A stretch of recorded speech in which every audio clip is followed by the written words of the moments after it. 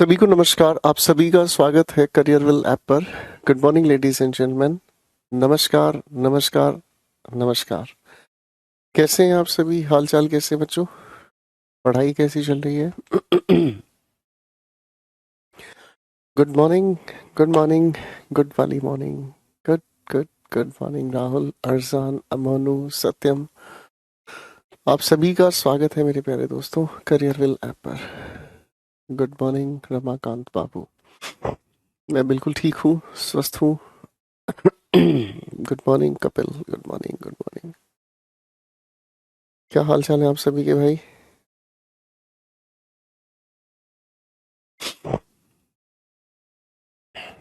Good morning, good morning. Neeraj का style अलग ही है, कहता है हमेशा उस्ताद जी। दंगल वंगल तो मैं नहीं करा रहा हूँ, उस्ताद जी क्यों कहते हो भाई? गुड मॉर्निंग खुशी, विकास, कपिल, अरजान। अरजान का मतलब क्या होता है? गुड मॉर्निंग दोस्तों। कैसे हैं आप सभी? कल की क्लास में जो हमने पढ़ा था, क्या आप लोगों ने वो पढ़ा, रिवाइज किया, मेहनत की? गुड मॉर्निंग अंकित, एक ओंकार मेरे भाई। Good morning, good morning Lalit. कैसे हैं मेरे प्यारे दोस्तों? गुड मॉर्निंग मन। कल की क्लास में हम लोगों ने थोड़ी सी बातें की थी नाउन के बारे में, है ना भाई? कल की बातचीत में हम लोगों ने थोड़ी सी बातचीत की थी नाउन के बारे में। और नाउन बेसिक्स हमारे सामने देता है, ठीक है। और नाउन हमारी फाउंडेशन तैयार करता है सभी पार्ट्स ऑफ स्पीच की। और मेरे बच्चों, पार्ट्स ऑफ स्पीच काफी इंपॉर्टेंट रहते हैं जब आप कभी भी भाषा का प्रयोग करते हो। जब भी आप कभी इंग्लिश बोलते हैं, तो इंग्लिश बोलने में सबसे इम्पोर्टेंट आपको छोटे छोटे शब्दों की जरूरत है। और कौन से शब्द को आप कहाँ बोलेंगे, किस तरह से यूज करेंगे, उसकी क्या फॉर्म होगी, कैसे वो स्ट्रक्चर में फिट होगा, किसी सेंटेंस में आकर वो क्या एनवायरनमेंट क्रिएट करेगा, ये सारा पार्ट्स ऑफ स्पीच पर डिपेंड करता है। तो मेरे दोस्तों, ये बहुत ज़्यादा ज़रूरी है कि इस पार्ट्स ऑफ स्पीच वाले सेक्शन को बहुत खूबसूरत तरीके से आप तैयार करें, ठीक है। तो पिछली क्लास में मैंने नाउन से रिलेटेड कुछ बातें आपके साथ की थी, ठीक है ना। बात आज मुझे कुछ प्रोनाउन के बारे में करनी है, ठीक है ना। लेकिन मैं सोच रहा हूँ कि प्रोनाउन के नियमों को छेड़ना, समझना या नियमों की बात करना उससे ज़्यादा अच्छा है कि अगर हम प्रैक्टिस ही शुरू कर दें तो उसमें जो भी नियम आएंगे उन्हें हम डेप्थ में डिस्कस करते चलेंगे। गुड मॉर्निंग एवरीवन, सभी को नमस्कार, एक ओंकार। तो चलिए दोस्तों, मैं आज आप लोगों के साथ मिलकर थोड़ी थोड़ी प्रैक्टिस शुरू कर देता हूं। और जहां तक मुझे लगता है, आप लोग जो भी मेरे साथ मिलकर मेहनत करेंगे, ठीक है, आप लोग जो भी मेरे साथ मिलकर मेहनत करेंगे, उस मेहनत में आप सभी के सभी प्यारे लाडले बच्चे इन क्वेश्चंस को बनाएंगे, ठीक है ना। सही है ना नीरज? क्योंकि कहानी सुनाते रहेंगे उसमें कोई फायदा नहीं है। मैं ही सारी की सारी कहानी आपको सुनाता रहूं, लास्ट में जाकर आप बोर हो जाओगे, सोचोगे यार हमारा रोल कब आएगा। तो एक काम करते हैं, कहानी को उलटते हैं, आपका रोल शुरू करते हैं, ठीक है ना जी। प्रैक्टिस हम करते रहेंगे, ठीक है ना जी। बिल्कुल ठीक कह रहे हैं अजय, थियरी आपने पहले पढ़ी हुई है कहीं ना कहीं, ठीक है। क्वेश्चंस के लॉजिक पर चीजों को डिस्कस करते चलेंगे, वो मजेदार होगा। तो नाउन प्रोनाउन की सेटिंग आज फिट करते हैं बॉस। पहला सेट ये है। अच्छा पहले ये बताओ, ये सेट आप लोगों को मिल चुका है या नहीं? सेट आप लोगों को मिल चुका है या नहीं? आप लोगों को पीडीएफ सेक्शंस में अपलोड करा दिया गया है वैसे, फिर भी एक बार चेक कर लीजिएगा बेटा, ठीक है। तो दो क्वेश्चन है आपके सामने, फटाफट से पहले बार इनको बना दो, फिर बात करते हैं।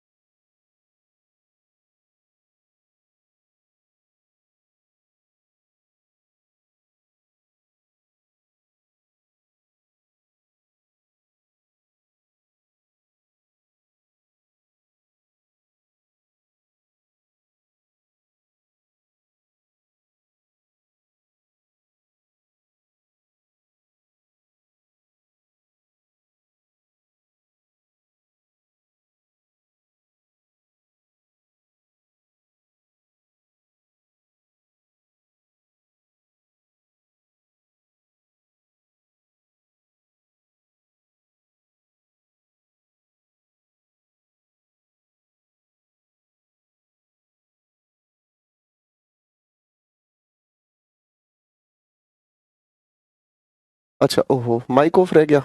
कोई बात नहीं, कोई बात नहीं। अब तो आवाज आ रही है? अब तो आवाज आ रही है बेटा? ठीक है ना? मैं एक बार फिर से बोल देता हूँ। फिजिक्स की अगर हम बात करते हैं तो ये अपने आप में नेम ऑफ सब्जेक्ट है, हमेशा सिंगुलर की तरह यूज होता है। ठीक है ना? फिजिक्स को आप सिंगुलर की तरह यूज करते हैं। अब आवाज आ रही है ठीक से? कोई दिक्कत तो नहीं है? जब आप इसे किसी के साथ जोड़ देते हैं, किसी के साथ इसे आप रिलेट करते हैं, तो रिलेट करने की वजह से ये हमेशा प्लूरल की तरह यूज होता है। ठीक है? ये हमेशा प्लूरल की तरह यूज होता है और इसका मीनिंग भी बदल जाता है।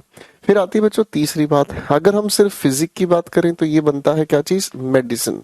ठीक है ना? जो दवाई दी जाती है। और फिजिक की अगर ये स्पेलिंग हम रख देते हैं तो ये फॉर्म ऑफ बॉडी आती है, जो शरीर की बनावट है या ढांचा है। ठीक है? अब आप इस लिखे हुए शब्द से अगर बात करना चाहें, यहाँ लिखा है क्या चीज? नॉवलिस्ट। यहाँ लिखा हुआ क्या चीज? नॉवलिस्ट। कल आप लोग वोकेबलरी वाले सेशन में अगर याद हो, मेरे साथ रात वाले सेशन में अगर जुड़े हो, और बार बार मैं एक चीज बताता रहता हूँ कि किसी भी नाउन के साथ जब IST जोड़ देते हैं तो आप बताने का काम करते हैं किसी ऐसे इंसान के बारे में, a person who does something. A person who does something. जैसे नॉवल से बनाया नॉवलिस्ट, नॉवल लिखने वाला नॉवलिस्ट। ड्रामा से बना ड्रामेटिस्ट, पियानो से बना पियानिस्ट, याद आ रहा है? गिटार से बना गिटारिस्ट, है ना? तो भाई ये हमारी समझ में आ गया, है ना? अब देखो, ध्यान से समझने की कोशिश करो। यहाँ पर इसकी बात तो है नहीं, क्योंकि एक ऐसा इंसान जो फॉर्म ऑफ बॉडी पर काम करे, ऐसा तो कोई सेंसिबल है नहीं शब्द। तो इस फिजिक की अगर हम बात करते हैं तो ये तो अपने आप में सब्जेक्ट हो गया, है ना? हमें उसे इंसान के रूप में लेकर जाना है। तो दो तरीके हैं। एक तो ये तरीका है ना? ठीक है जी, एक तो ये तरीका है। अब इसका मतलब क्या हुआ? ही नोज मेडिसिन, उसे नॉलेज है किस चीज की? मेडिसिन की। या फिर अगर हम कहें तो इसी चीज को आप फिजिशियन भी कह सकते हैं। एक मिनट बेटा।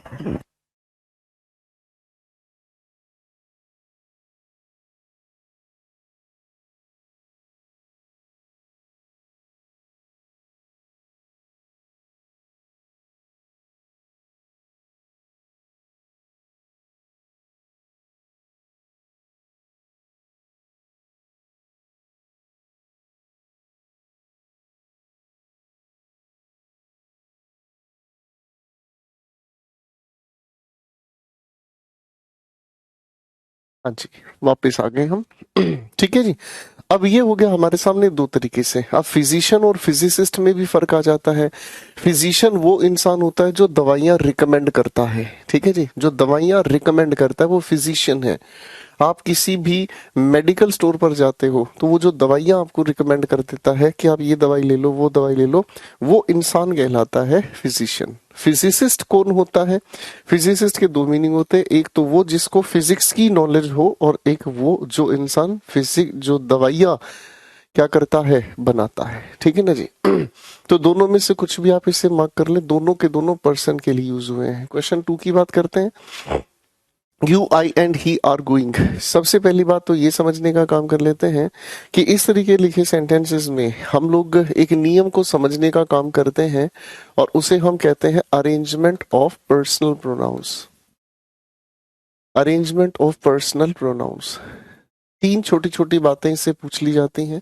सभी को एक चीज पता है कि अगर कोई गुड एक्ट बताया जाए, कोई भी ड्यूटी बताई जाए, कोई भी रिस्पॉन्सिबिलिटी बताई जाए, जब भी इनमें से किसी की बात करी जाती है, ठीक है, तो हम फॉर्मूला बनाकर चलते हैं 2 3 1। कोई भी अच्छा काम है, कोई भी ड्यूटी है, या जिस चीज को आप इज्जत से, प्यार से और सामाजिक रूप से ठीक मानकर निभाते हैं। ठीक है ना जी? जैसे अगर मैं एक छोटा सा एग्जांपल लिख देता हूँ, you, she and I R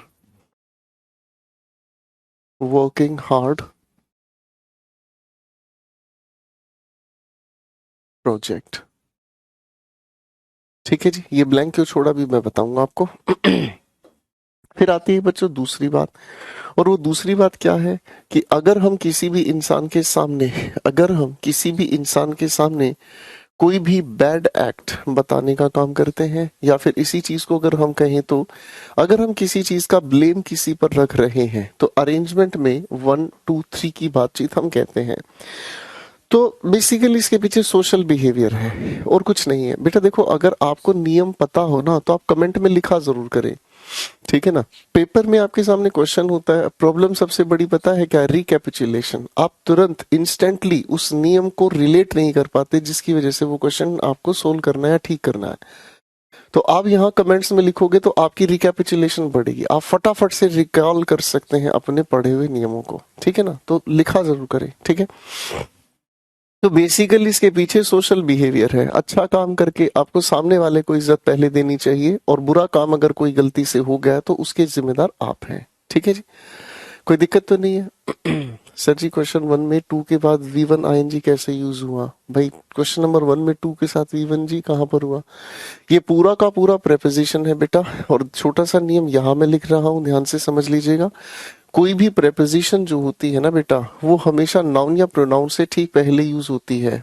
ध्यान से समझना, कोई भी प्रेपोजिशन जो होती है वो हमेशा नाउन या प्रोनाउन से पहले यूज होती है। ये तो हो गई पहली बात। ठीक है, अब अगर हम प्रेपोजिशन के बाद लिखने का काम करते हैं नाउन या प्रोनाउन को, तो भाई आप लोगों को ये पता है कि फर्स्ट फॉर्म ऑफ वर्ब के साथ आईएनजी मिलकर नाउन का ही काम करता है, जिसे हम जेरंड कहते हैं। क्या कहते हैं? जेरंड कहते हैं। तो समझ रहे हैं बेटा, इन एडिशन टू, ये पूरा का पूरा प्रेपोजिशनल फ्रेज है जिसकी वजह से यहाँ पर जेरंड बीइंग आपके सामने यूज हुआ है। ठीक है जी, वैसे यहाँ बीइंग जो है वो जेरंड नहीं है, जेरंड की बात ये बीइंग नहीं कर रहा है। ये पूरा का पूरा नाउन फ्रेज है, ये पूरा का पूरा क्या है, नाउन फ्रेज है। ठीक है ना, ये है बेसिकली नाउन, और नाउन से पहले ये सब एडजेक्टिव्स हैं, लेकिन बिहेवियर उसका वहीं से ही आया है जो हमने नाउन बनाना है। ठीक है ना, वर्ब एडवांस की वीडियोस दी गई हैं आपको।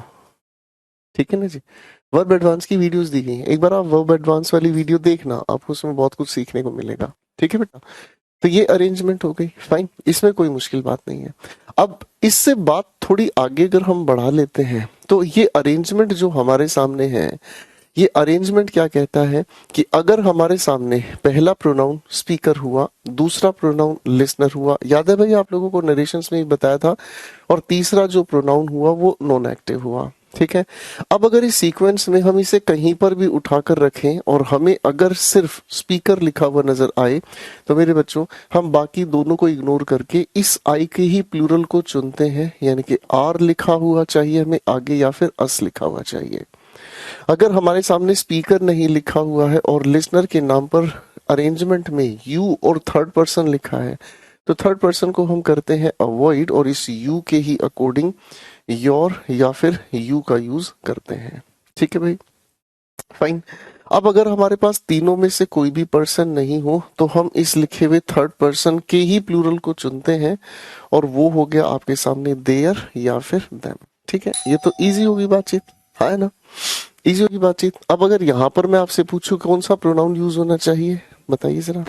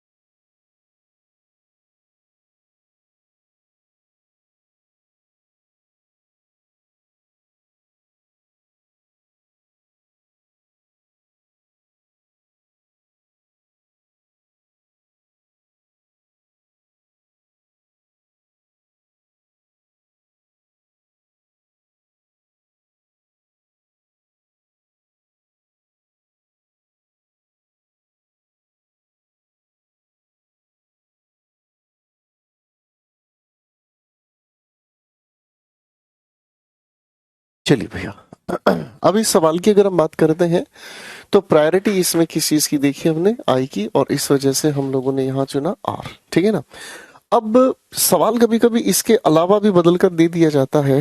जैसे मान लीजिए अगर हम कहने की कोशिश करें, मान लीजिए अगर हम कहने की कोशिश करें यू,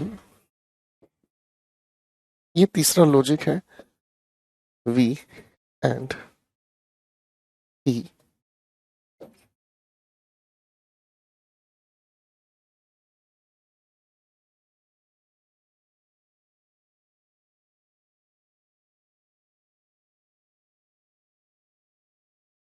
यहाँ आप क्या करेंगे? ये कहानी थोड़ी सी बदल जाती है। अब इस सिचुएशन में दोस्तों सोचकर थोड़ा सा मुझे बताएं आप क्या करेंगे? यहाँ पर थोड़ी सी कहानी बदल जाती है।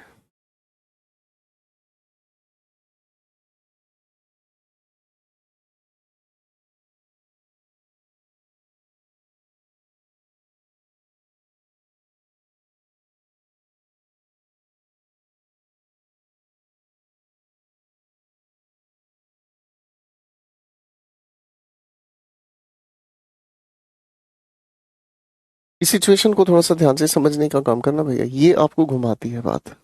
सबसे पहले इस बात को समझते हैं। आप लोगों को नरेशंस पढ़ाया गया था, याद है? हाँ, है ना?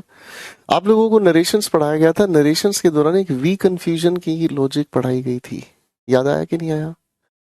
वी कन्फ्यूजन, और उस वी कन्फ्यूजन में किसी को जबरदस्त डांट पड़ी थी। याद है कुछ? आया ना? वी कन्फ्यूजन आपको पढ़ाई गई थी। अब इस वी कन्फ्यूजन का मतलब समझ लेते हैं एक बार फिर से, क्योंकि पैदाइश ही ये प्रोनाउन की है, तो पैदाइश प्रोनाउन की है, तो प्रोनाउन ही तो इसकी वजह को ठीक ढंग से हमें समझाएगा, है ना जी? एक बार ध्यान से समझने का काम करते हैं, याद करते हैं, ठीक है ना? दोस्तों, मैं अगर आपके सामने कहता हूं अगर मैं आपके सामने कहता हूं, हम सबको भारत की टीम के हार का दुख है। मैंने एक छोटा सा वाक्य आपके सामने कहा, ठीक है जी? ठीक है। हम सबको भारतीय टीम की हार का दुख है, तो इस हम का मतलब क्या हुआ? जरा मुझे सोच के बताओ। कल किसी बच्चे को डांट पड़ी थी ना कॉम्प्रिहेंशन के नाम पर, कौन था वो बालक? वो बच्चा बताएगा पहले, जिसको कल कॉम्प्रिहेंशन के नाम की डांट पड़ी थी। अगर मैं आपको कहता हूं कि हम सब भारतीय टीम की हार के लिए दुखी हैं, तो इस हम का मतलब क्या हुआ? मैं जो स्पीकर हूं वो, साथ साथ आप लोग जो लिसनर है, साथ साथ आप लोग जो लिसनर हैं, आप इसी बातचीत में इंक्लूड हो गए। अरे हाँ, है ना? फिर आपके और मेरे अलावा कुछ ऐसे भी लोग हैं जो इस क्लास में तो है नहीं, लेकिन कहीं और भले ही हैं, लेकिन वो भारत के, मेरे बच्चों, इस टीम की हार के दुख में अपने आप को शामिल तो करेंगे। मेरी बात समझ रहे हैं? हाँ, है ना? तो इस हम का मतलब क्या समझ में आ गया? इस हम के अंदर तो ये समझ में आ गया, इसके अंदर स्पीकर हुआ, लिसनर हुआ और नॉन एक्टिव पर्सन, तीनों ही इंक्लूड हुए। तो इसका मतलब ये समझ में आया। तीसरी बात हमें ये समझ में आती है कि चाहे कोई अच्छी बात हो, चाहे कोई बुरी बात हो, अगर हमें वी लिखा हुआ नजर आता है, तो मेरे भाई सबसे पहले हम इस वी को मेंशन करेंगे, उसके बाद यू को मेंशन करेंगे और उसके बाद नॉन एक्टिव पर्सन को अरेंज करेंगे। और इसके लिए आगे हम लोगों को जो भी सिर्फ और सिर्फ यही प्रोनाउन की जरूरत है। हाँ जी बच्चों, बात समझ में आ गई कि नहीं आ गई? बात समझ में आ गई कि नहीं आ गई? चाहे आप अच्छी बात करें चाहे बुरी बात करें, अरेंजमेंट फिर नहीं छेड़ने वाले। तो इसका मतलब हमें क्या समझ आया? इस अरेंजमेंट में हम सीधी बात क्या करेंगे, वी को लाएंगे पहले और इस यू को लाएंगे बाद में। सर, हमेशा चाहे अच्छा करो चाहे बुरा करो, इससे फर्क नहीं पड़ता। आने वाले प्रोनाउन का चुनाव हम सिर्फ और सिर्फ क्या रखेंगे, आर। ठीक है? 3 क्वेश्चंस बनते हैं इससे। ये वाला क्वेश्चन बहुत कम पूछा जाता है, आपको जानकारी होनी चाहिए, ठीक है ना? आपको जानकारी होनी चाहिए। तीसरा लॉजिक बहुत कम पूछा जाता है। तो भाई अगर हम इस सवाल की बात करते हैं, you I and he are going, तो आप जा रहे हो तो जाते रहो, क्या फर्क पड़ता है? ये तो कोई एक्टिविटी है जिसमें जाने में कोई बुराई नहीं होती है, राइट? तो इसमें इससे ज्यादा कोई परेशानी नहीं है, ठीक है जी? हल्के फुल्के पेपर की बात अगर करते हैं तो यही अरेंजमेंट पूछी जाती है। हाँ, क्वेश्चन का लेवल थोड़ा सा अगर इंक्रीज करना हो तो बाकी के 2 क्वेश्चंस आपके पास हैं। भाई बात क्लियर हुई कि नहीं हुई? बात क्लियर हुई कि नहीं हुई? चलिए, अगले 2 सवाल हैं आपके सामने, थोड़ी सी मेहनत करके दिखाओ बेटे, चलो।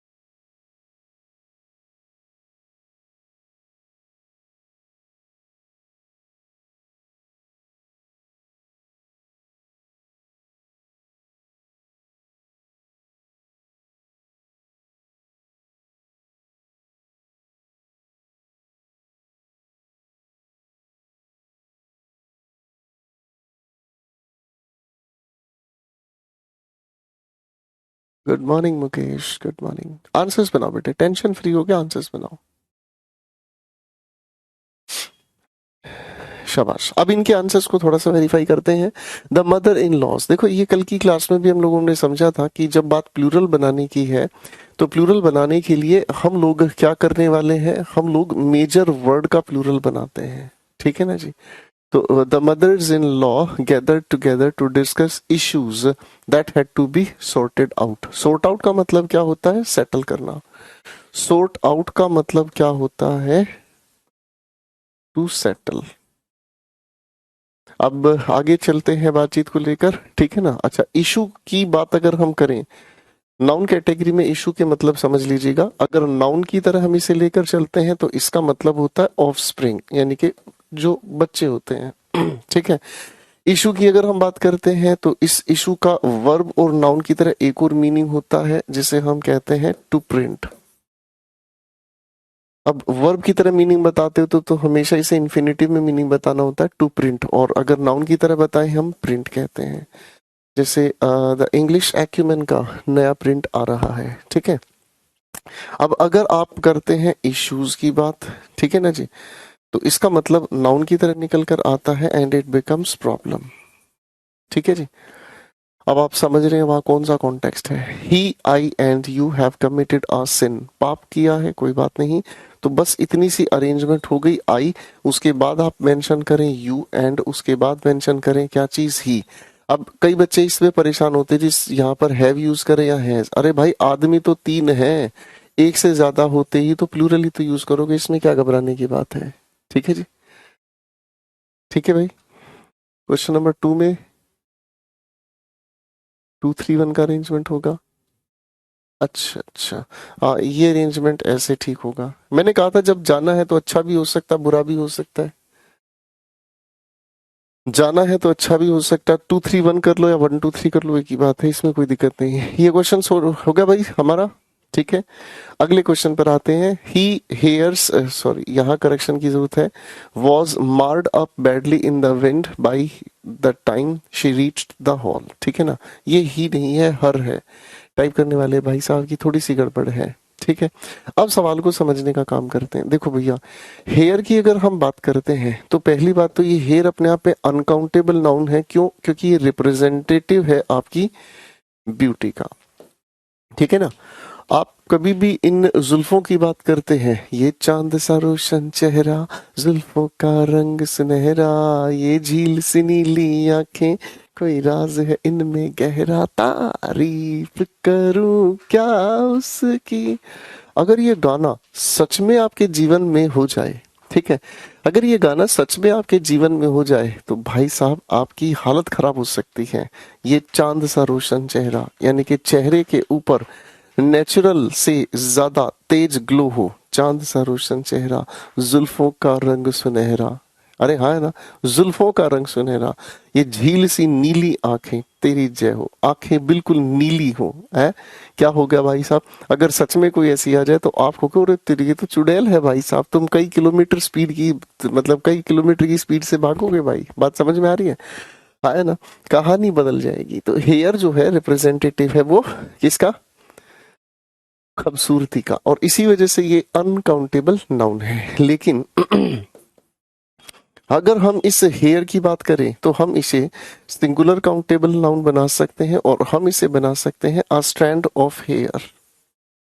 हम इसे अनकाउंटेबल से सिंगुलर काउंटेबल बना सकते हैं, अ स्ट्रैंड ऑफ हेयर। देखो बच्चों, किसी भी अनकाउंटेबल नाउन का, बच्चों ये सीख लेना क्योंकि कई क्वेश्चंस फंसेंगे।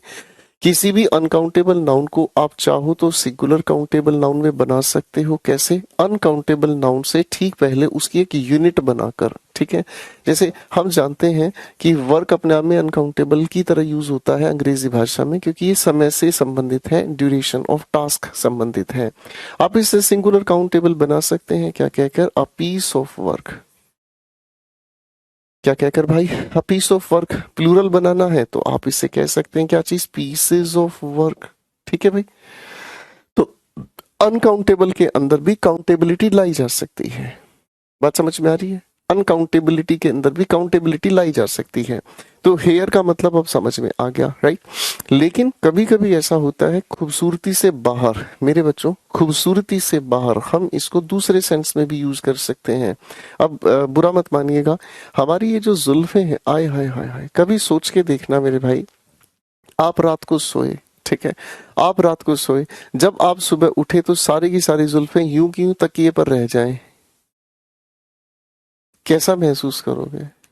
है भाई, कैसा महसूस करोगे? मजा आएगा? भाई साहब हालत खराब हो जाएगी, आप जान नहीं पा रहे हो मैं क्या कहना चाह रहा हूँ, ठीक है ना। आप सुबह सुबह उठे, सारी की सारी जुल्फें तकिए पे यूं क्यों रह जाए, आप शीशे के सामने जाओ और आप देखो पूरा एयरपोर्ट साफ हो गया है, हाँ या ना, तो माहौल खराब हो जाएगा, हाँ कि ना।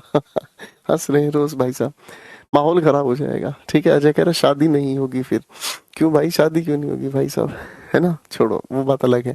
मेरी बात का पॉइंट समझने की कोशिश करो, ठीक है। कलेक्टिवली तो ये खूबसूरती की बात करते हैं। अब अगर बालों की हम बात करें तो बहुत सारे बाल हमारी कलाई पर भी हैं, हमारे हाथों पर भी हैं, आप समझ रहे हैं, है ना। कुछ ऐसे भी कलाकार हैं, कुछ ऐसे भी कलाकार हैं जिनके दाढ़ी पे एक दो बाल ही आता है बेचारों का, है ना, जिनकी गिनती के बाल आते हैं उनकी मूंछों पर, देखा आप लोगों ने, है ना। मूंछों से याद आया, आजकल तो मूंछें भाई साहब लड़कों की ही नहीं। तो भाई ये बात हमें समझ में क्या आ गई कि कभी कभी हम इसे बॉडी ऑर्गन की तरह यूज करते हैं, और उस कॉन्टेक्स्ट में हम इस हेयर से ठीक पहले कोई ना कोई संख्या बताने वाले शब्द का प्रयोग कर सकते हैं। जैसे मैं अगर कहूँ सम, मैं अगर कहूँ मैनी, मैं अगर कहूँ थ्री, ऑब्जर्व कीजिएगा, 1 2 3 कुछ भी जब हम इसके साथ यूज करते हैं तो हम इसको प्लूरल की तरह यूज कर सकते हैं। जैसे अगर मैं कहता हूं आपके सामने देयर आर सम, जैसे ही सम हमने कहा, ठीक है ना जी, और उसके बाद मैंने कहा ग्रे, पहली बात तो ये जो जुल्फे होती है ना, ठीक है ना, पहली बात तो ये जो मतलब सर बवाल हो आप, मैंने तो कुछ कहा ही नहीं, आप अपने आप ही समझ रहे हो, ठीक है जी।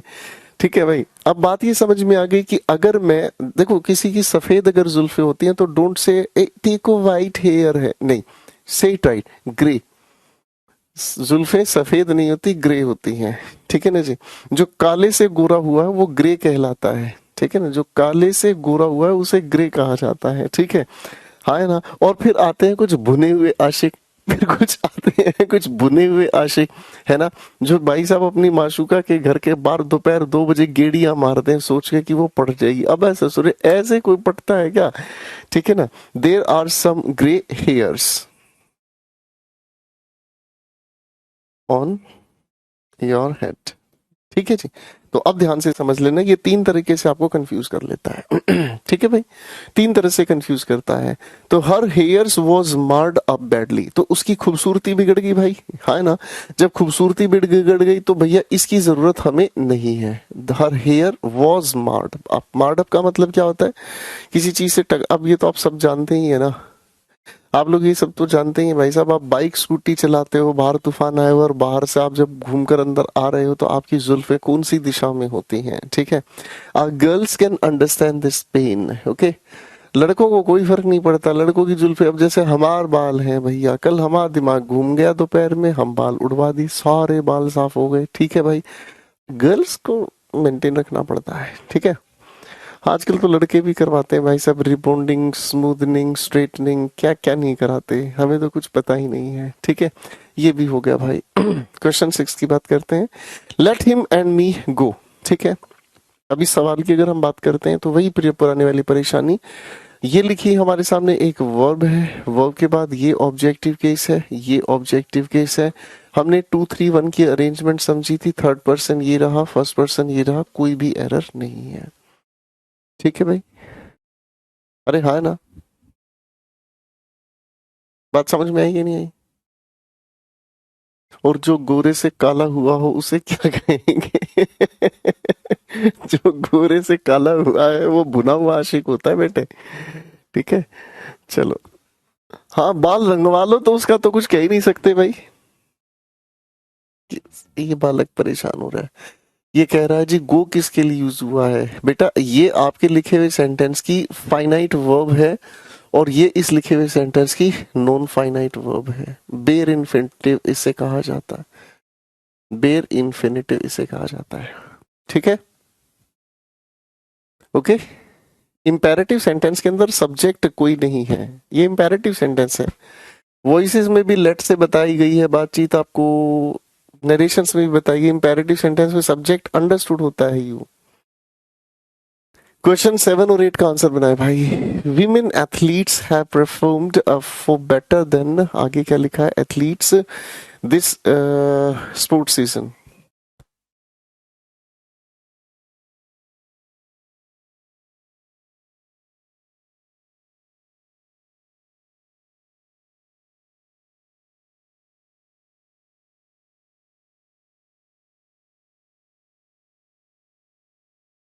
प्रेम में हर कोई रंग काला हो जाता है। नहीं, यहाँ मैं कुछ बता सकता हूँ आपको, लेकिन अभी नहीं बात करूंगा। यहाँ मैं आपको कुछ बता सकता हूँ, प्रेम में हर कोई काला हो जाता है ऐसा कुछ नहीं है। दोनों क्वेश्चंस का आंसर बनाएं। ही डिपेंड्स ऑन मी, ठीक है ना। अब ये तो सबको पता ही है कि प्रेपोजिशन लिखी हुई बातचीत के बाद ऑब्जेक्टिव केस हमें चाहिए, तो ये मी निपटा दिया। विमेन एथलीट्स कोई दिक्कत नहीं है, have performed for better than main athletes, आगे लिखा हुआ है हमारे सामने दिस स्पोर्ट्स सीजन। सवाल के जवाब ढूंढने की कोशिश करते हैं, सवाल में क्या कहानी हो सकती है। देखो बच्चों, ये है जेंडर से स्पेसिफिक सवाल। नाउन में जेंडर को लेकर कभी कभी क्वेश्चन आपको दे दिया जाता है, और जेंडर को बताने के दो तरीके हैं, ठीक है ना जी। एक मैस्कुलिन है, एक फेमिनिन है, ठीक है। एक मैस्कुलिन है, एक फेमिनिन है, लेकिन एक आता है कॉमन जेंडर। हकीकत में इसका अपना कोई जेंडर होता ही नहीं है। हकीकत में इसका अपना कोई जेंडर होता ही नहीं है। इसका अपना जेंडर क्यों नहीं होता भाई, ठीक है ना। इसका अपने आप में कोई जेंडर होता नहीं है। क्यों इसका अपने आप में कोई जेंडर नहीं होता, मैं बता देता हूँ। क्योंकि ये मैस्कुलिन और फेमिनिन दोनों के लिए यूज होता है। जैसे अगर हम कहें टीचर, बेचारे का कोई जेंडर नहीं होता, मैस्कुलिन के लिए भी ये यूज करोगे, फेमिनिन के लिए भी। अगर हम कहें स्टूडेंट, तो ये मैस्कुलिन और फेमिनिन दोनों के लिए एक ही तरह यूज हुआ, कोई भी ऐसा शब्द हुआ। अब इसे अगर जेंडर स्पेसिफिक बनाना है, वैसे तो हम प्रायोरिटी लेकर चलते हैं, ये बता चुका हूं मैं आपको कि इसके लिए हम प्रायोरिटी लेकर चलते हैं मैस्कुलिन की, लेकिन फिर भी इसे जेंडर स्पेसिफिक ही अगर बनाना है, तो जेंडर स्पेसिफिक बनाने के लिए हम इसके दो एस्पेक्ट्स ले चलते हैं। मैं कॉमन जेंडर की बात कर रहा हूं। कॉमन जेंडर के लिए हम दो तरीके बना सकते हैं। अगर कोई भी हम प्रोफेशन से रिलेटेड, या कोई भी टाइटल, टाइटल का मतलब होता है पद, या कोई रैंक के अकॉर्डिंग, या किसी भी जॉब के अकॉर्डिंग किसी इंसान को हम जेंडर स्पेसिफिक बनाना चाहते हैं, तो मेरे दोस्तों हम उसे मैन या वुमेन के साथ जोड़कर लिखने का काम करते हैं, ठीक है ना जी। जैसे अगर एक एग्जाम्पल कहा जाए मैन डॉक्टर, तो ये अपने आप में बिल्कुल सही है। अगर कहा जाए वुमेन सोल्जर, बिल्कुल अपने आप में सही है, ठीक है भाई। ये जेंडर स्पेसिफिक है जो प्रोफेशन से रिलेटेड है। फिर जेंडर को बताने का एक दूसरा तरीका भी होता है, बेबी। बेबी अलग कैटेगरी का शब्द है, ठीक है। जेंडर को बताने का एक दूसरा खेल क्या हुआ, समझने का काम करें, ठीक है ना। अभी काली बाबू रुको तो सही, समझाने तो दे नहीं रहे हो, पहले आंसर पे ही भाग रहे हो यार, रुको तो जरा बेबी, बेबी रुको ना। फिर आती है एक दूसरी बात, एक आती है जेंडर को बताने के लिए एक और दूसरा एस्पेक्ट आता है, और वो है आपका क्या, फिजिकल कैरेक्टरिस्टिक्स, यानी कि शरीर की बनावट के आधार पर, ठीक है।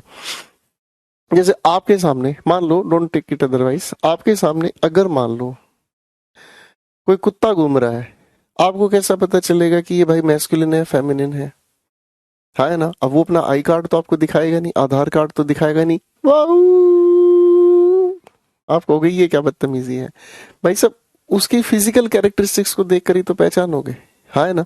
फिजिकल कैरेक्टरिस्टिक्स यानी कि शरीर की बनावट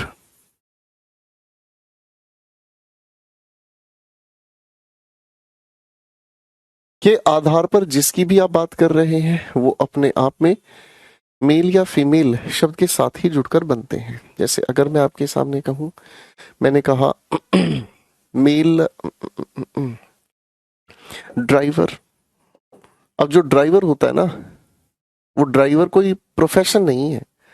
प्रोफेशनल ड्राइवर को शॉफेयर कहा जाता है, ठीक है ना जी। प्रोफेशनल ड्राइवर को शॉफेयर कहा जाता है। लिखकर दिखाना जरा, शॉफर की स्पेलिंग क्या होती है, वन वर्ड सब्स्टिट्यूशन में भी पूछा जाता है आपसे।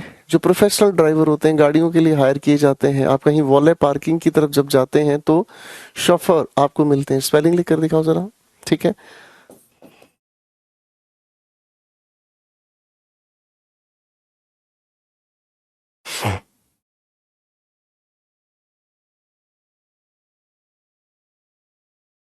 ठीक है भाई,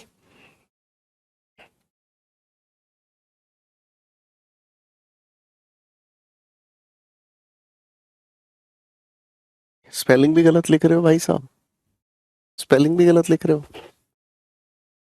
खतरनाक ही पड़े हो तुम तो भाई साहब, स्पेलिंग गलत लिख रहे हो भाई। ठीक है, अच्छा देखो, इनसे अब सवाल क्या है बेटा, इनसे सवाल ये है कि जब हम इनका प्लूरल बनाते हैं मेरे बच्चों, जब हम इनका प्लूरल बनाते हैं, ठीक है ना जी, जब हम इनका प्लूरल बनाने का काम कर रहे हैं तो प्लूरल बनाने के लिए ऐसे लिखे हुए शब्दों में, ये तो अपने आप में सिंगुलर काउंटेबल नाउन है, अगर हम इसी को प्लूरल काउंटेबल नाउन बनाते हैं प्रोफेशन, तो इन दोनों के दोनों शब्दों को ही हम प्लूरल बनाते हैं और इट बिकम्स मैन और इट बिकम्स डॉक्टर्स।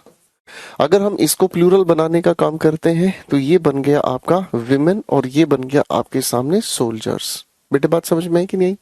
हाँ है ना, ये दोनों के दोनों ही प्लूरल बनते हैं। लेकिन अगर हम इसे कंपाउंड वर्ड की तरह यूज करें, अगर हम इसे कंपाउंड वर्ड की तरह यूज करें, जैसे मैंने आपके सामने लिखा मैन ईटर, अब आप जानते हैं मैन ईटर, ये जो मैन ईटर है ये अपने आप में कोई प्रोफेशन तो है नहीं। अरे हाँ है ना, बात समझ में आ रही है? ठीक है, तो अगर इसे हम ध्यान से समझते हैं तो ये कोई प्रोफेशन नहीं। जब आप इसको प्लूरल बनाने का काम करोगे तो मैन विल बी मैन और ईटर बिकम्स ईटर्स। ये बहुत बार पेपर ने दिया है, ठीक है ना जी, ये बहुत बार पेपर ने दिया है। अगर कहा जाए आप लोगों को women hater, one word substitution में भी दिया जाता है, तो इसका अगर आपको प्लूरल बनाने के लिए दिया जाए बच्चों, तो प्लूरल सिर्फ इस शब्द का बने, ठीक है ना। अब लिखा इधर मेल ड्राइवर, इसको सिंगुलर रखा है, प्लूरल बनाना है तो मेल ड्राइवर्स, फीमेल विजिटर्स। ठीक है बेटा, सीधी सी बात हो गई, हाँ है ना। अब आपके पेपर में एक सवाल और दिया जाता है, males are not allowed here, males are not allowed here, आपके पेपर में क्वेश्चन दिया जाता है, ठीक है। तो इसको भी सुधार लो भाई। जो ये मेल या फीमेल शब्द होते हैं, देखो ये दोनों अपने आप में कंपाउंड बनाते हैं नाउन का, ठीक है। जबकि इस मेल या फीमेल की अगर हम बात करते हैं तो ये सिर्फ और सिर्फ एडजेक्टिव ही होते हैं जो किसी की फिजिकल कैरेक्टरिस्टिक्स को बताते हैं। अरे हाँ है ना, जो किसी भी इंसान की, yes Veeru, you can use this book, you can use it, कोई दिक्कत नहीं है। मेल्स या फीमेल्स ये जो होते हैं ये एडजेक्टिव्स होते हैं जो किसी की फिजिकल कैरेक्टरिस्टिक्स को बताने का काम करते हैं, इसलिए इनका प्लूरल नहीं बनाया जाता, बनाया जाता है प्लूरल किसका, नाउन का प्लूरल बनता है। ठीक है बेटे, ये बात अपनी आगे जस्टिफाई हो गई, हाँ है ना, ये बात अपनी जस्टिफाइड है, हाँ है ना। ठीक है, अब जैसे एक बच्चे ने लिखा था जी बेबी का क्या करेंगे हम, बेबी का अगर आपको जेंडर बताना है तो मेल बेबी कहा जाएगा, ठीक है जी, और जो दूसरा जेंडर बनाना है तो फीमेल बेबी, ठीक है ना जी। आप कजन के साथ कजन ब्रदर सिस्टर नहीं लगाते, सुपरफ्लोस कहा जाता है। भाई कजन कौन हो गया, कजन की फिजिकल कैरेक्टरिस्टिक्स पर ही तो बताएंगे। मैं अगर आपको कहता हूं कि मीट माई कजन, आपको कैसे पता चलेगा कि वो लड़का है या लड़की है, फिजिकल कैरेक्टरिस्टिक्स देखकर ही तो बताओगे, हाँ है ना। तो मैं यही कहूंगा meet my male cousin, meet my female cousin, clear है, मेल कजन हो गया, फीमेल कजन हो गया, ठीक है भाई। तो ये एक छोटा सा डिस्कशन अच्छा हुआ हमारे बीच। अब इस क्वेश्चन को ध्यान से देखते हैं, विमेन एथलीट्स, बिल्कुल सही जा रहा है। एथलीट्स अपने आप में एक पर्टिकुलर प्रोफेशन की तरह से आज के टाइम में लोग लेते हैं। इसका भी प्लूरल बना है, इसका भी प्लूरल, और प्लूरल की वजह से हैव अपनी जगह सही है। परफॉर्म्ड फॉर बेटर नहीं है बेटा, ये फार है। पार्ट्स ऑफ स्पीच के अकॉर्डिंग कोई पूछे तो ये एडवर्ब है। ये टाइप करने वाले थोड़े हमारे हार्वर्ड यूनिवर्सिटी से हैं, इसलिए छोटी मोटी गलतियां कर देते हैं। आगे लिखा हुआ है far better than man athletes, तो इसमें करेक्शन की जरूरत क्या है, मैन विल बी मैन, ठीक है ना, फाइन। आगे चले, नेक्स्ट क्वेश्चन 8 देखते हैं, ये तो हमने कर ही लिया, ठीक है बेटा, कहानी समझ में आ गई, ओके। जेंडर के बारे में कुछ बातें हमने की हैं। बेटा अपने अलग से नोट्स बनाते चलना, जहां आप फंसोगे मैं उन्हीं चीजों को ही उठाऊंगा। क्वेश्चन के क्वेश्चन आप सेटिस्फाई करते जाओगे और अपनी ट्रिक्स बनाते चले जाओ, जहां फंसोगे उसी चीज पर मेरा हाईलाइट सबसे ज्यादा होगा। ठीक है?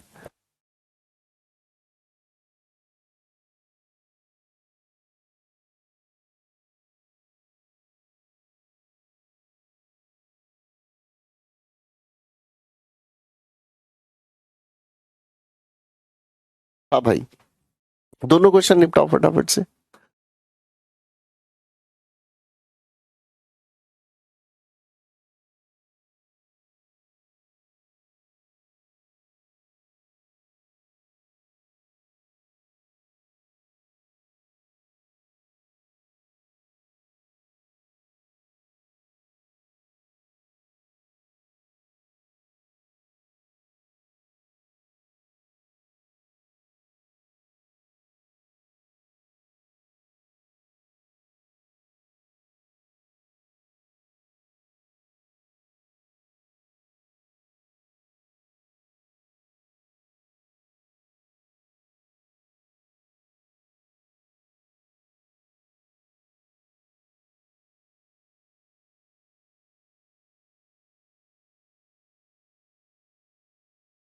दोनों क्वेश्चंस को बनाकर देखते हैं आज ही फटाफट से। Right, question 9, he knocked out 4 tooth of his appointed with single punch. ठीक है ना जी? अब मैं थोड़ा सा ठीक कर देता हूँ इस सवाल को। ही नोक्ड आउट, ठीक है? नॉक आउट का मतलब होता है, नॉक आउट कर लो या नॉक डाउन कर लो, दोनों का एक ही मतलब होता है, किसी को मार के मुक्का बेहोश कर देना। ठीक है भाई? और यहाँ 4 लिखा है। अब पोजेशन तो आगे नाउन होना चाहिए। देखो आपको ये चीज बढ़ाई गई है, जब आप पोजेशन बता रहे हो तो इसके बाद कोई ना कोई नाउन तो चाहिए भाई, जिस पर आप रिलेट कर रहे हो। तो बेसिकली यहाँ पर इसके प्लूरल को ठीक बनाना होगा। टीथ हमने लिखा, ठीक है? ये पोस्टोफे यहाँ पर गलत लिखा हुआ है। ऑफिस अपॉइंटेड नहीं, ओपोनेंट है। ये हमारे टाइपिस्ट थोड़े महंगे हैं, गलतियां सस्ती कर देते हैं। ठीक है बेटा? क्वेश्चन 10 पर आ जाए। बिटवीन यू एंड आई, देखो अभी थोड़ी देर पहले भी एक बात बताई थी। प्रेपोजिशन की अगर हम बात करते हैं तो प्रेपोजिशन के ठीक बाद हम लोगों को चाहिए क्या चीज? Objective case. तो आई नहीं, यहाँ पर मी हो गया। हाँ या ना? ठीक है जी, यहाँ पर मी हो गया। अरे वाह भाई वाह, फिर तो इसका मतलब ये समझ में आ गया कि ही को कैसे छेड़ेंगे। ठीक है? तो बस इसको ही ठीक करना है, और इस सेंटेंस का सब्जेक्ट यही है, और यही सब्जेक्ट के लिए ये वर्ब का अग्रीमेंट तैयार किया गया है। ठीक है ना? ए के अंदर करेक्शन है। ठीक है? अगले 2 क्वेश्चंस बनाकर देखो।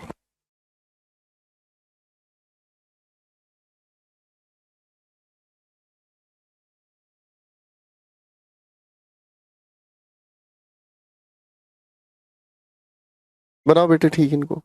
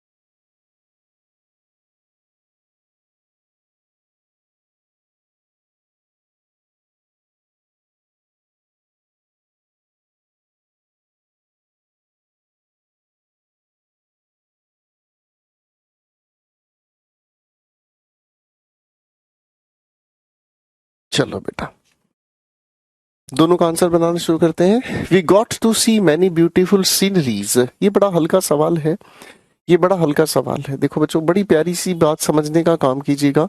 ये जो एब्स्ट्रैक्ट नाउन होता है ना, ये जो एब्स्ट्रैक्ट नाउन है, कायदे से ये अनकाउंटेबल नाउन होता है। ठीक है ना? और किसी भी एब्स्ट्रैक्ट नाउन के अंदर काउंटेबिलिटी लाई नहीं जा सकती। ठीक है ना? किसी भी अनकाउंटेबल नाउन के साथ काउंटेबिलिटी ला सकते हैं, लेकिन एब्स्ट्रैक्ट नाउन के साथ काउंटेबिलिटी लाना बड़ा मुश्किल काम होता है। एब्स्ट्रैक्ट नाउन बनाने की अगर हम बात करते हैं तो एब्स्ट्रैक्ट नाउन सिंगुलर बिहेवियर में ही रहते हैं। तो अगर हम कहें सीन अपने आप में एक नाउन है, हमने इसके साथ आर वाई जैसे ही जोड़ा तो ये बनता है एब्स्ट्रैक्ट नाउन। अब एब्स्ट्रैक्ट नाउन कंटेंट के अकॉर्डिंग अगर हम कहें तो इसका प्लूरल बनाने की जरूरत नहीं है।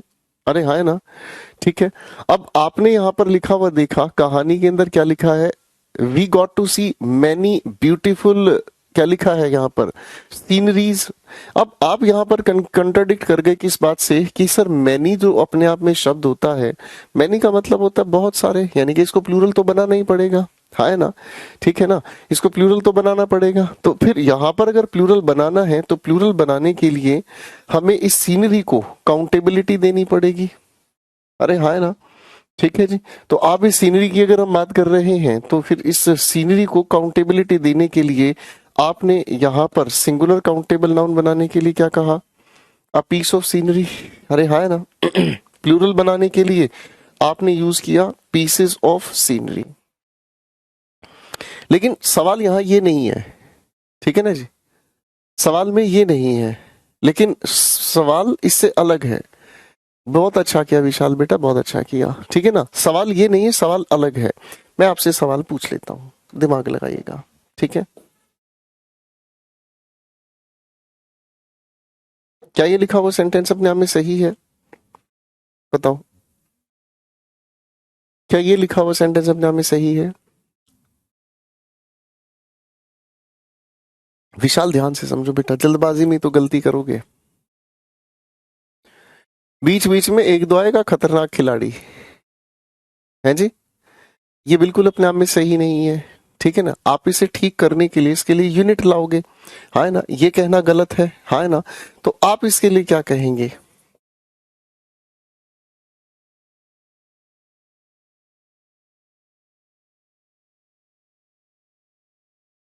तो आप इसके लिए क्या इंप्रूवमेंट कहेंगे, बताओ भाई।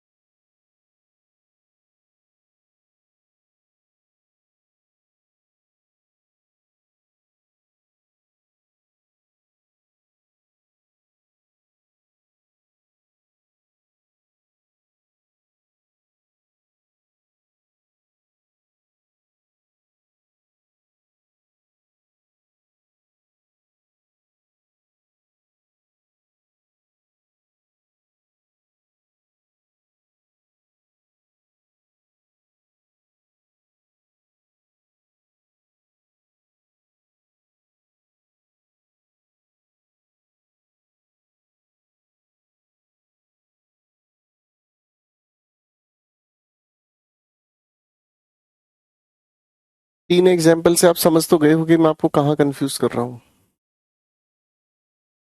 तमन्ना ने बहुत जल्दी अपना आंसर बदल दिया। मैंने पहले कुछ पूछा था, पहले इस बच्चे ने कुछ आंसर बताया, तुरंत इसने कहानी को बदल दिया। तमन्ना बहुत तेज हो रहे हो, उक्का खाएगा ये बालक।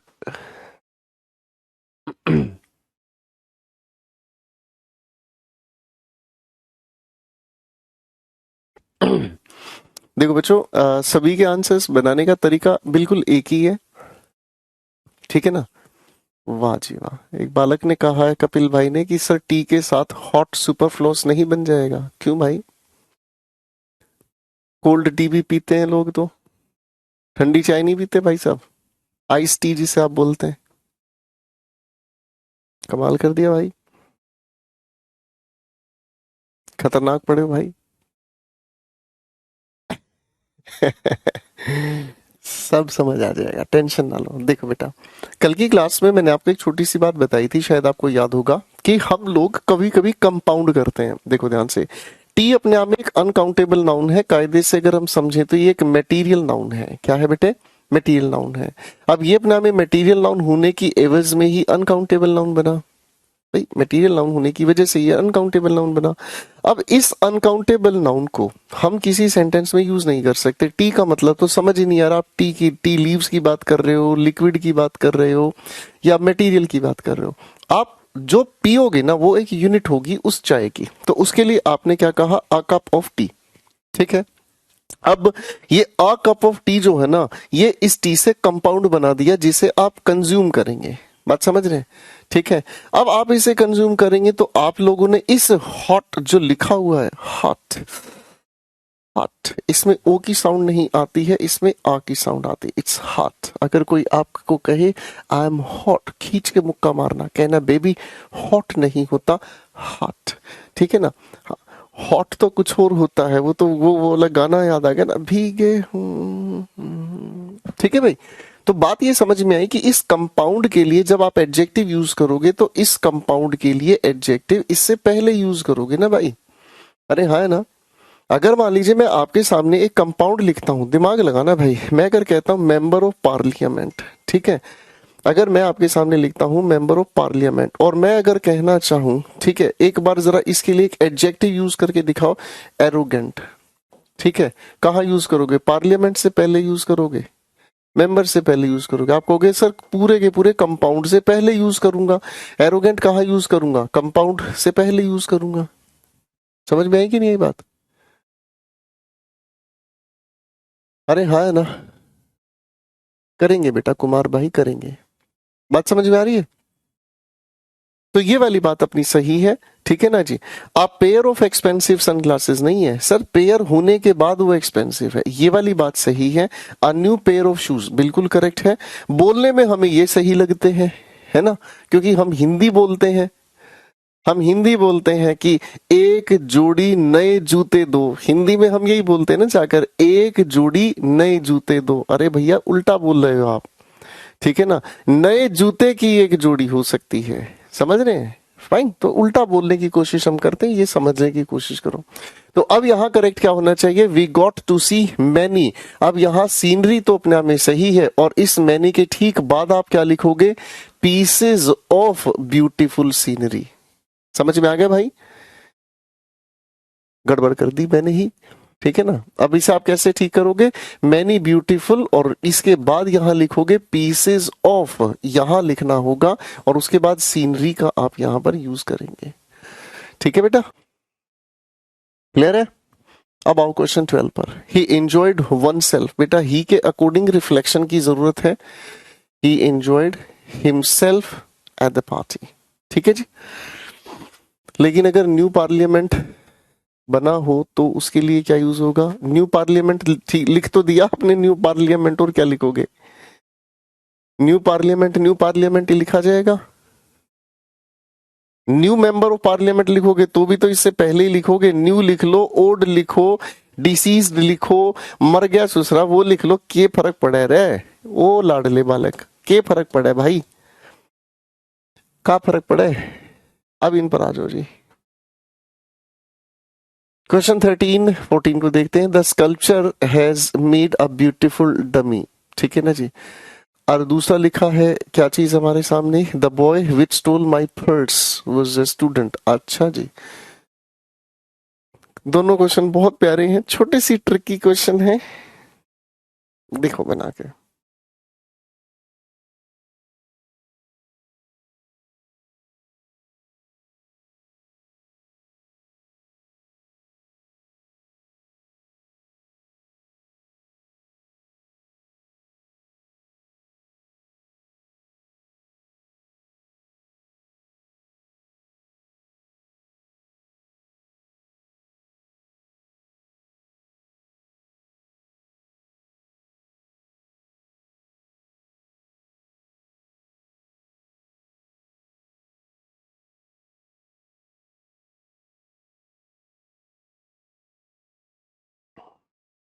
बनाओ बनाओ।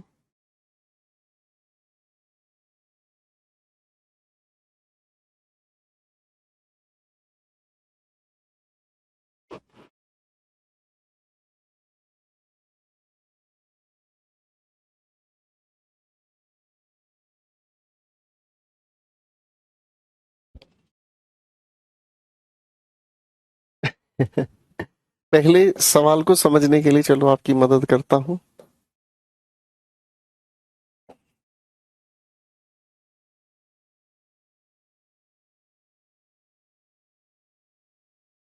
इन दोनों में क्या फर्क होता है? अभिषेक गलती कर रहा है बेटा।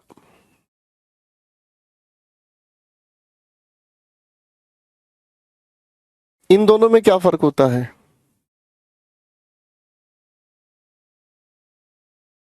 तमन्ना गलत कर दिया बेटा, ये अपने आप में बिल्कुल ठीक है, इसको छेड़ने की जरूरत नहीं है। डमी तो काउंटेबल होता है। अब कालू राम जो पढ़ाया जा रहा है उसी में सब इंक्लूड होगा भाई। पहले जो करा रहा हूं उसको देख, अपने आप ही समझ में आ जाएगा। स्कल्पचर किसे कहते हैं? ये मूर्ति बनाने वाला है, ये मेकर है, मेकर ऑफ आइडल्स। ठीक है ना जी। ये मेकर है किस चीज का? आइडल, मूर्ति बनाने वाला। और स्कल्पचर क्या होता है? जो बना दिया आपने। अब बनाने वाला कौन है? स्कल्पचर कहोगे। समझ में आई बातचीत है कि नहीं? कुछ भी बना रहे हो मेरे भाई। Next question, the boy which stole my purse was a student. का सवाल ही गलत है यार। रिलेट करने की कोशिश अगर हम करते हैं तो नेम ऑफ अ पर्सन के लिए हु का हम यूज करते हैं। ठीक है, देख लो भाई थोड़ा सा ध्यान से। हम रिलेट अगर करने पर आते हैं तो दो शब्दों की बातचीत रहती है। हु हम यूज करते हैं जब जब हम किसी पर्सन का यूज करते हैं, हुम हम यूज करते हैं जब पर्सन का यूज करते हैं। हु क्योंकि अपने आप में सब्जेक्टिव केस होता है, इसीलिए इसके बाद हम हेल्पिंग वर्ब या मेन वर्ब का जिक्र करते हैं। ठीक है। हुम की जब हम बात करते हैं तो ये ऑब्जेक्टिव केस यूज होता है, इसीलिए इसके बाद हम दूसरे किसी और सब्जेक्ट का जिक्र करते हैं। ठीक है भाई।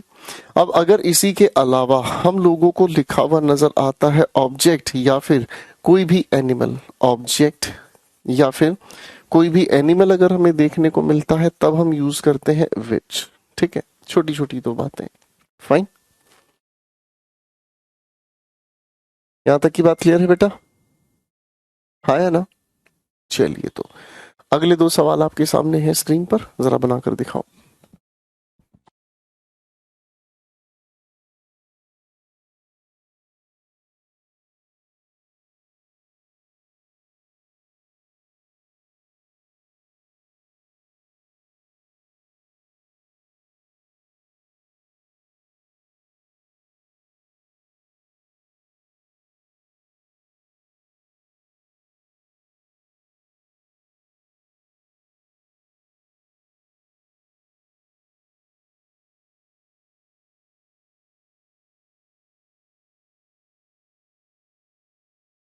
चलिए भाई, air is not good for your intellect. ठीक है ना। एयर इज नॉट, देखो एयर का मतलब अगर हम समझते हैं, एयर का मतलब होता है एनवायरमेंट। वैसे एनवायरमेंट की जगह इसका जो सही शब्द का अर्थ है वो है एटमोस्फेयर। एयर का अगर सही अर्थ हम समझें तो वो है एटमोस्फेयर। और एयर्स की अगर हम बात करते हैं तो that is called proud behaviour. Proud behaviour. अब आप समझ रहे हैं कि आपकी बुद्धि के लिए क्या ठीक नहीं है? एयर्स। ठीक है ना जी, सिंगुलर ही रहता है, ये ध्यान रखना। कौन खुश हो गया है भाई इतना सारा?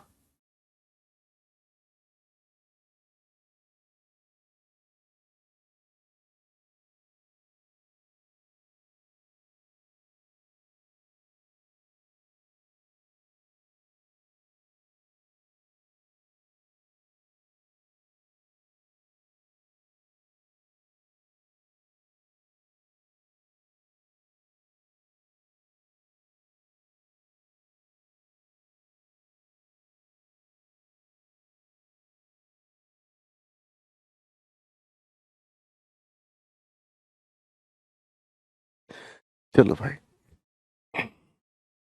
One should keep his promise. अब वन की अगर हम बात करते हैं तो ये जो वन है कई तरीके से कंफ्यूज करता है। ठीक है जी, मैं आपको समझाता हूँ, थोड़ी सी बात को ध्यान से समझने का काम करना।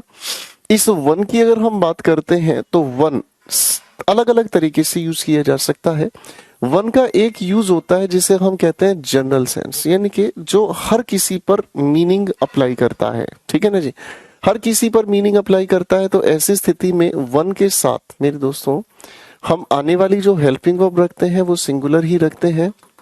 और इसके लिए प्रोनाउन के लिए subjective objective case one, possessive case के लिए वंस, और रिफ्लेक्सिव के लिए यूज करते हैं वन सेल्फ। जैसे मैं एक छोटा सा एग्जाम्पल लिखता हूं। One must repay one's debts. ठीक है जी, क्योंकि वन का मतलब ये नहीं पता चलता एग्जैक्टली इंसान के लिए यूज हुआ है, जानवर के लिए यूज हुआ है, कभी कभी वन का मतलब संख्या भी हो जाता है। ठीक है, इसमें कोई दिक्कत नहीं। फाइन, इसी वन को हम स्पेसिफिक सेंस में भी यूज कर लेते हैं। अब आप कहोगे जी स्पेसिफिक सेंस का मतलब क्या हुआ? जब आपके सामने गिवन है कोई भी संख्या, उसमें से किसी एक की बात करें। आपके सामने मान लीजिए कुछ बुक्स रखी हुई है और उन बुक्स में से अगर कहा जाए कि one of these books is mine, तो आप स्पेसिफिक बना रहे हैं ना इस वन का फंक्शन।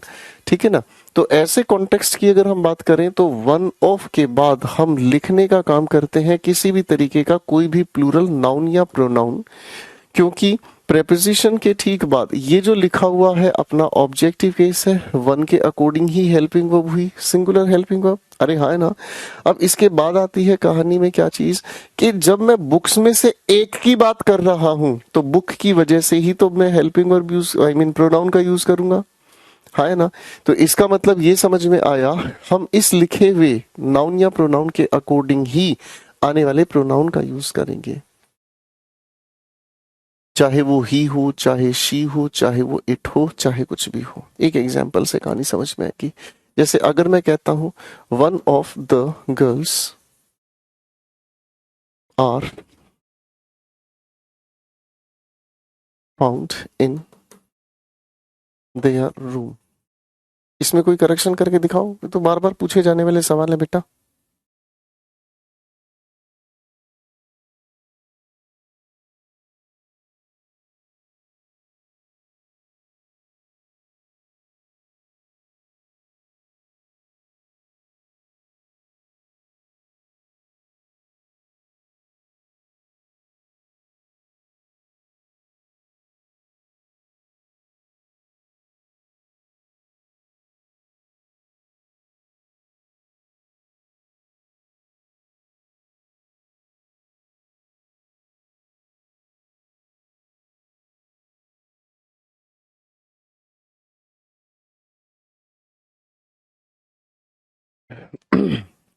तो बेटा बड़ा आसान मीनिंग है, कोई दिक्कत नहीं है। गर्ल्स में से किसी एक की बात कही गई, इसी की वजह से यहाँ इज हुआ, और देयर नहीं, ये भी बात सही है। ठीक है ना।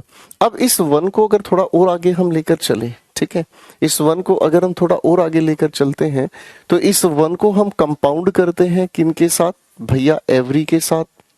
हम इनको कंपाउंड करते हैं सम के साथ, हम इनको कंपाउंड करते हैं एनी के साथ, नो के साथ। हम इनको कंपाउंड करते हैं क्या चीज? वन, एवरी वन, सम वन, एनी वन या फिर नो वन। ठीक है ना जी। इन सभी के साथ हम जब भी यूज करते हैं आने वाली हेल्पिंग वर्ब हमेशा सिंगुलर ही यूज करते हैं, और आने वाले प्रोनाउन के लिए हम यूज करते हैं ही, हिज या फिर हिम।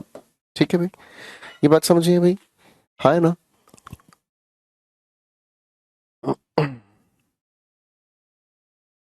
ठीक है भाई, फाइन। ठीक है जी। अब अगर हम इनकी मीनिंग को समझने का काम करते हैं तो इनके मीनिंग भी अलग अलग हो जाते हैं। जब आप बच्चों एवरीवन की बात कर रहे होते हैं, वैसे समझा रहा हूं, जो इंग्लिश से थोड़ा परे जाना चाहते हैं, एवरीवन का मतलब होता है ऑल, लेकिन इसकी यहाँ पर एवरीवन की खास बात क्या है? ये सिंगुलर की तरह यूज होता है, इसीलिए इसके साथ आने वाला जो प्रोनाउन है वो भी सिंगुलर ही होता है। एवरीवन का मतलब ऑल होता है, ध्यान रखना। ठीक है ना। अगर हम समवन या एनीवन की बात कर रहे हैं, अगर हम समवन की बात कर रहे हैं तो समवन यूज होता है जनरल कॉन्टेक्स्ट। ठीक है ना जी, बात समझ में आ रही है। अब अगर हम कहते हैं एनीवन, ये भी जनरल कॉन्टेक्स्ट में यूज होता है, राइट। लेकिन जनरल कॉन्टेक्स्ट और इसमें क्या फर्क होता है एनीवन में और समवन में? समवन हम यूज करते हैं जो हमारे लिए नोन है, जो जिसे हम जानते हैं, और एनीवन हम तब यूज करते हैं जब हमारे लिए जिसकी हम बात कर रहे हैं एनीवन के लिए। ठीक है, बात समझ में आ रही है? ठीक है जी। अब आ जाओ बेटा अगली बात करते हैं, और नो वन का मतलब अगर हम समझने का काम करते हैं तो इसका मतलब समझ में आता है नॉट ऑल। ठीक है जी। ठीक है भाई, तो ये मीनिंग है, आपको पता होनी चाहिए। प्रीलिम्स में तो सारी एक जैसे ही कह दिए जाते हैं, क्यों? क्योंकि इतनी काफी बात है। मेंस में भी इतनी बात आप पढ़ लोगे तो भी काफी है, इतना गहराई में जाने की जरूरत नहीं है, ठीक है। तो अब यहाँ पर क्या हुआ, वन शुड कीप, ये जनरल सेंस कन्वे कर रहा है, इसी वजह से हम लोगों ने क्या किया, ठीक है भाई। अब वो उसके बाद आगे सारी की सारी कहानी है वो एज इट इज ही चलती जा रही है, राइट, ओके। ये एक छोटी सी बात है, इसको नोट डाउन कर लीजिएगा। 17-18 को निपटाओ भाई बच्चों, क्वेश्चन 17-18 को निपटाओ।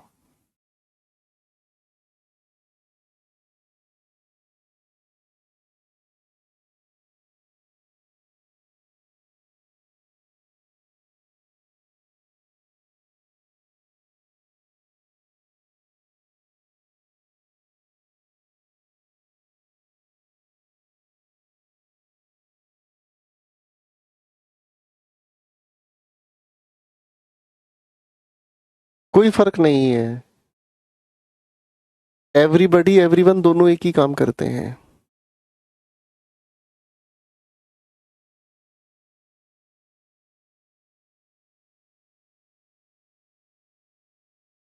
बाबू भैया क्या लिख रहे हो तुम, लिख तो ठीक से लिखो भाई।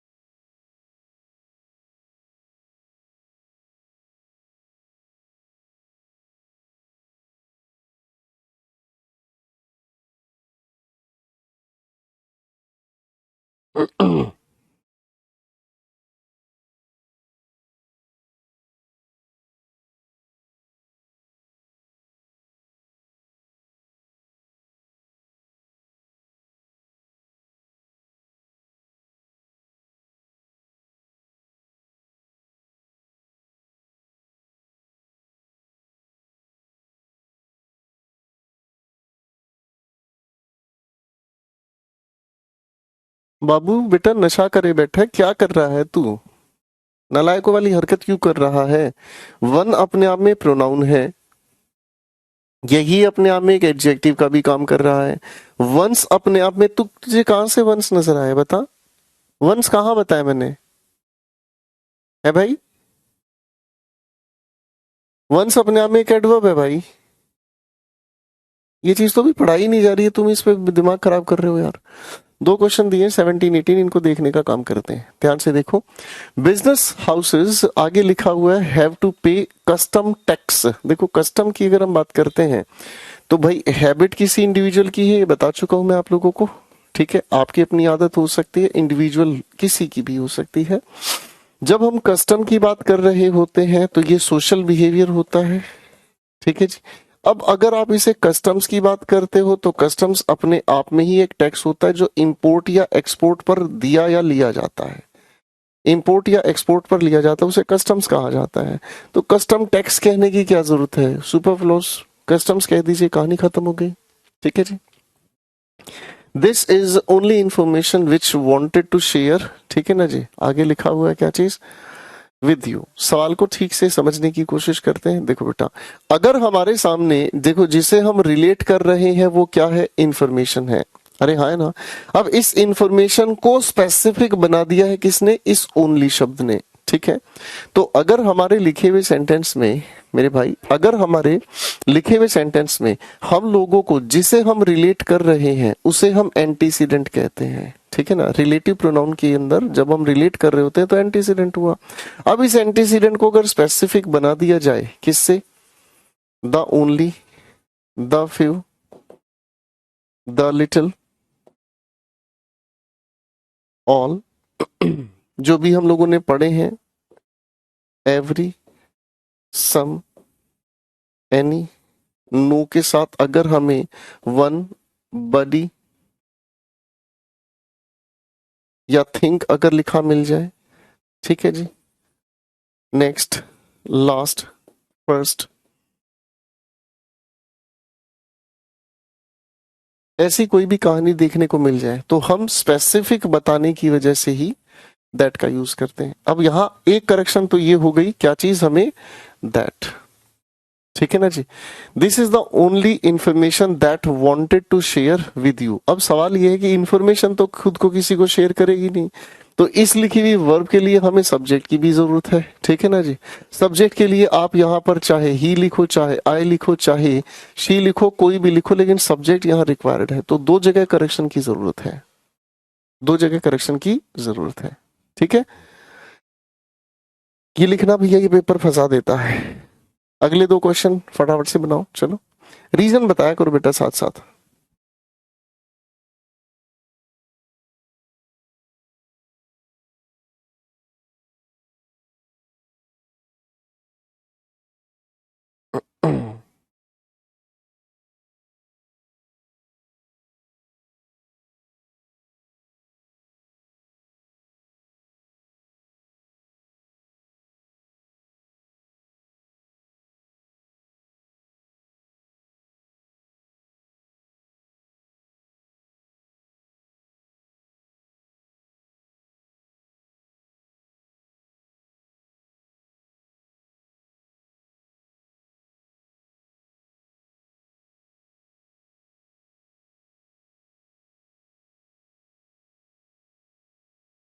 शाबाश।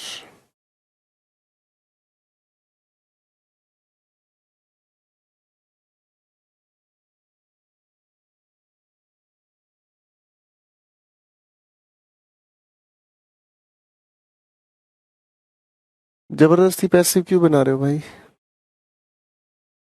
जबरदस्ती क्यों पैसिव बनाते हो भाई? और वांट का पैसिव बनाते नहीं है।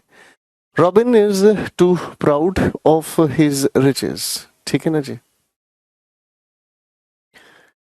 सेंटेंस में क्या करेक्शन है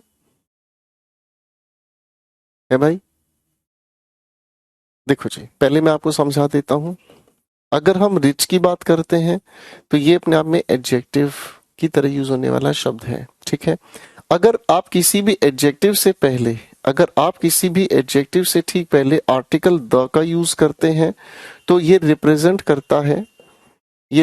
करता है people of that category, people of that category जिसके लिए यूज हुआ है। अब जैसे अगर मैं आपके सामने कह रहा हूं द पुअर, यानी कि वो लोग जो गरीब हैं, भाई मैंने आपके सामने कहा द रिच, वो लोग जो अमीर हैं। मैंने कहा द ऑनेस्ट, तो वो लोग जो ऑनेस्ट हैं। ये उस कैटेगरी को रिप्रेजेंट कर जाता है जिसके लिए यूज होता है, ठीक है। ये दूसरी बात हो गई, है ना। अब दूसरी बात, इनमें से किसी भी एग्जाम्पल को लेकर चलो, ये सभी प्लूरल की तरह यूज होते हैं, इसलिए इनके साथ आने वाली जो हेल्पिंग वर्ब है मेरे भाई, वो भी कैसी चाहिए हमें? प्लूरल ही चाहिए। ये दूसरी बात हो गई, हम्म, ठीक है। अब ये हो गई हमारी एक बात। अब तीसरी बात आती है, अगर मैं सिर्फ बात कर रहा हूं रिचेस के बारे में, तो रिचेस का मतलब समझ में आता है वेल्थ के बारे में, ठीक है ना जी। इसका बहुत प्यारा क्वेश्चन कई बार दिया गया है, वही लिख देता हूं। Riches have wings. पढ़कर सुनाओ और इसका मीनिंग मुझे बताओ, क्या मीनिंग होगा इसका? रिचनेस इससे बना बेटा,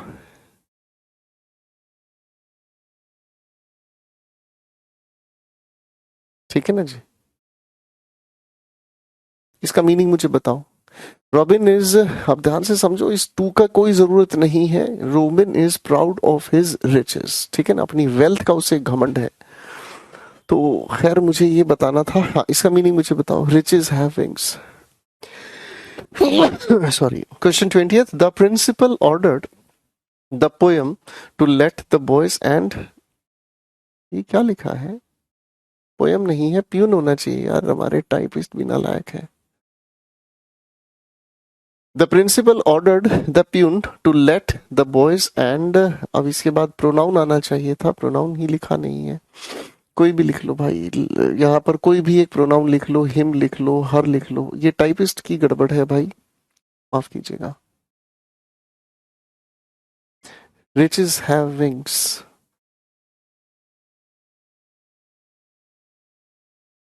डिस्क्रिप्टिव पेपर आएगा आपका, इसके बाद जो अगली स्टेज है ना, डिस्क्रिप्टिव पेपर आएगा। उस डिस्क्रिप्टिव में ऐसे राइटिंग के लिए टॉपिक दिया जाता है, ठीक है जी। ऐसे राइटिंग के लिए टॉपिक दिया जाता है रिचेस हैव विंग्स, ठीक है। वेल्थ कभी किसी के पास रुकती नहीं है, ठीक है ना जी। जिसे हिंदी में आप नहीं कहते लक्ष्मी चंचल होती है, सुना आप लोगों ने, लक्ष्मी चंचल होती है। अब उसको कहने का क्या सेंस हो गया भाई, इस बात को कहने का यही सेंस हो गया कि लक्ष्मी किसी के पास टिकती नहीं है, राइट। आज पैसा किसी के पास है, कल वही पैसा किसी और के पास होगा, ठीक है। जिस सोने को मतलब गोल्ड को आज आप पहने हैं, हजारों साल पहले वो सोना किसी और ने पहना था, ठीक है। चंगेज खान को एक बहुत अच्छे ज्ञानी इंसान ने एक छोटी सी बात कही थी कि चंगेज खान, वैसे तो तुम सबसे ज्यादा खतरनाक वॉरियर हो और तुमने अपने बहन के पति के हत्यारे के चक्कर में करोड़ों लोग मार डाले, लेकिन जहां तुम खड़े हो तुम्हें नहीं पता कि तुम्हारे पूर्वजों की हड्डियां, खोपड़ियां वो तुम्हारे पैरों के नीचे भी हो सकती हैं। तो तुमसे पहले आए और गए, ये किसी का साम्राज्य हमेशा नहीं टिकता है। रिचेस हैव विंग्स, लक्ष्मी चंचल होती है। अगले दो सवाल है आपके सामने, दिमाग लगाओ फटाफट से।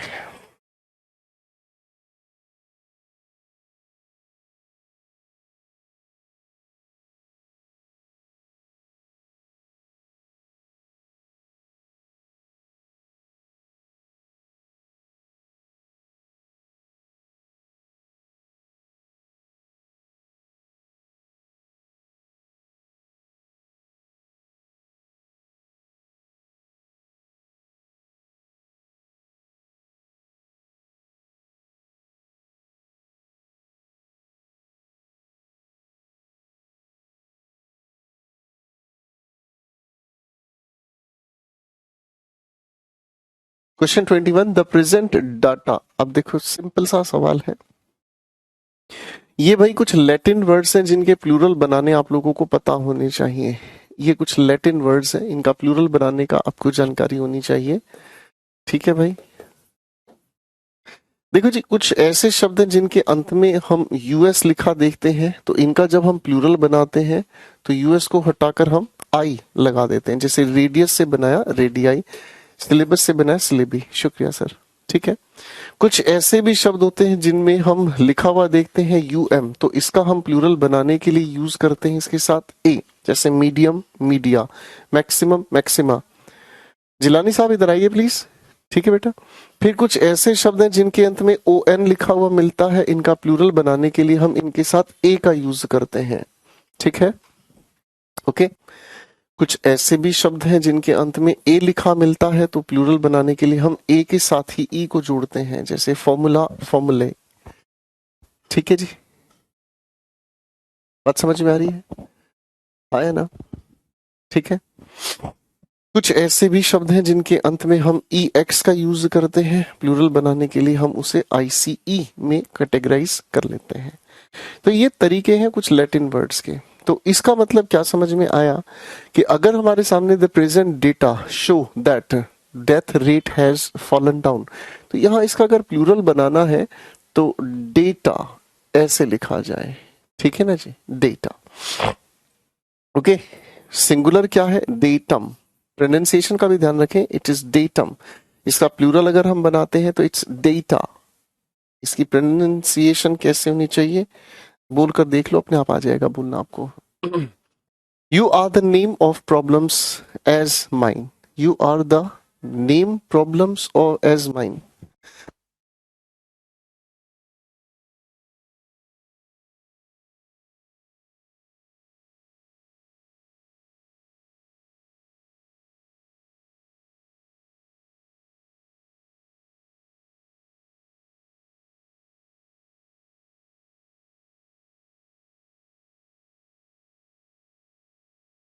बेटा डेटा एडजेक्टिव की तरह भी यूज होता है।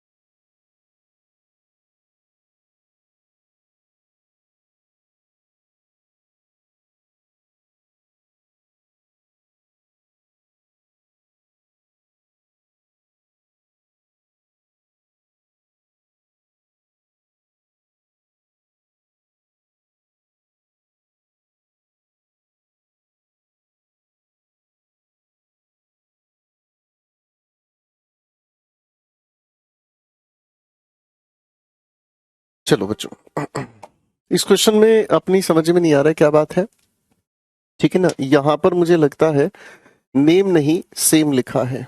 You are the same problem as mine. ये सेंटेंस छोड़ दो बेटा, पूरी तरह से ही गलत है, ठीक है। ये सेंटेंस पूरी तरह से ही गलत है, ठीक है। आज की बात यहीं तक रोकते हैं बेटा, कल इस कहानी को कंटिन्यू करेंगे, ठीक है ना। आपको नाउन और प्रोनाउन के कुल मिलाकर 4 सेट दिए गए हैं, ठीक है। कुल मिलाकर 4 सेट दिए गए हैं, अब उन पर टूट पड़ो, ठीक है ना। चारों सेट को निपटा लो। इसके बचे हुए कुछ क्वेश्चंस होंगे, भगवान जाने कितने क्वेश्चंस हैं इसमें। 50 क्वेश्चन का एक ये पूरा सेट है, 4 सेट दिए गए हैं। इसके बाद आप खींचो इस गाड़ी को, फिर मुलाकात करते हैं, ठीक है ना जी। क्वेश्चन ही छोड़ दो यार, ये मैंने कहा ना, क्वेश्चन ही छोड़ दो। ये क्वेश्चन टाइपिस्ट भाई हमारे थोड़े से बिजी थे उस दिन, शायद लगता है भाभी जी से लड़कर आए होंगे, ठीक है। तो लगता है भाभी जी से लड़कर आए होंगे, इसलिए सारी टाइपिंग गड़बड़ करके इस क्वेश्चन को छोड़ दीजिएगा, ठीक है। तो मिलते हैं कल फिर आप लोगों के साथ, सुबह की चाय आपके साथ ही होगी। Thank you very much, bye everyone, take care.